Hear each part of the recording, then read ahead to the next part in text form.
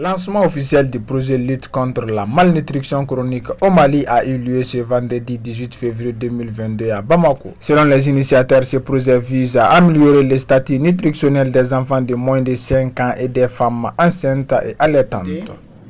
Dans un monde où la nourriture est pour tous, il est inacceptable que 680 millions de personnes continuent de vivre avec la faim.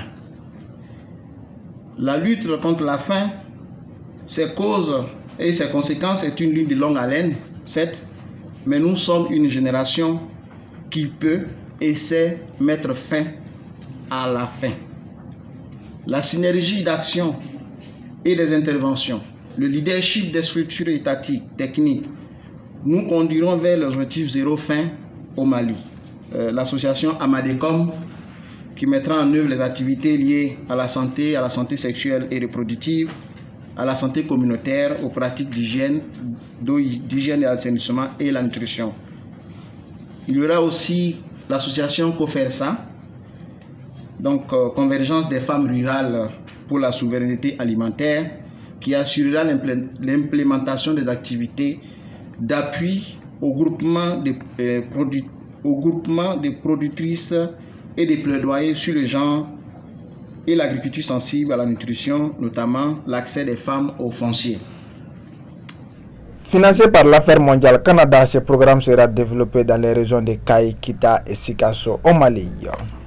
Comme vous le savez, le Canada est l'un des plus importants partenaires du développement au Mali. Le secteur de la santé, notamment incluant la nutrition, est le domaine principal d'intervention de la coopération canadienne, principalement en appui au PRODES 4. Le Canada s'est engagé à travailler avec ses partenaires, dont l'OMS, l'UNICEF et le PAM, ici représentés, que je salue chaleureusement, afin de faire face à la crise de la COVID et la crise nutritionnelle, tout en mettant l'accent sur les dimensions liées au genre. C'est pour cette raison qu'Affaires mondiale Canada finance le projet de lutte intégrée contre la malnutrition chronique au Mali à hauteur de 13 millions de dollars, soit environ 6 milliards de francs CFA. Vous m'excuserez pour mon bambara un peu rouillé, mais je tenais à vous dire Moussowo, ni demi seniwo, ni demi kakan dumuni nafama sorodila.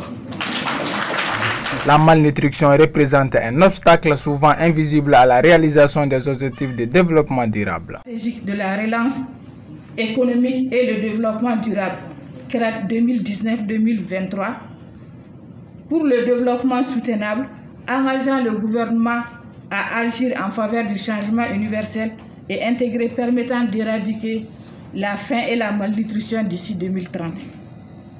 Ce projet vise à améliorer le statut nutritionnel des enfants de moins de 5 ans et des femmes en âge de progrès. Il agit sur 3 causes majeures de la malnutrition chronique, notamment l'accès à des soins adéquats, l'accès à un environnement soluble et à une alimentation adaptée.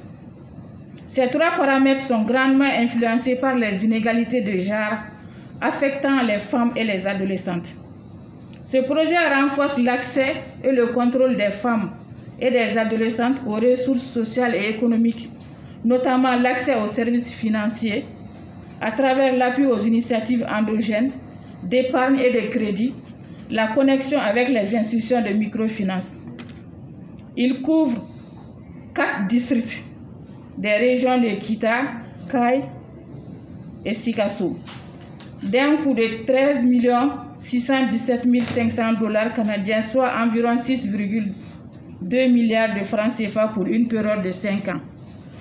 Plus spécifiquement, le projet vise à améliorer le statut nutritionnel des enfants de moins de 5 ans et des femmes en âge de procréer, des femmes enceintes et allaitantes, dans les régions de Kaï, Sikasso, Kita au Mali. Une collaboration avec Amadecom et COFERSA pour la mise en œuvre de ce programme au Mali.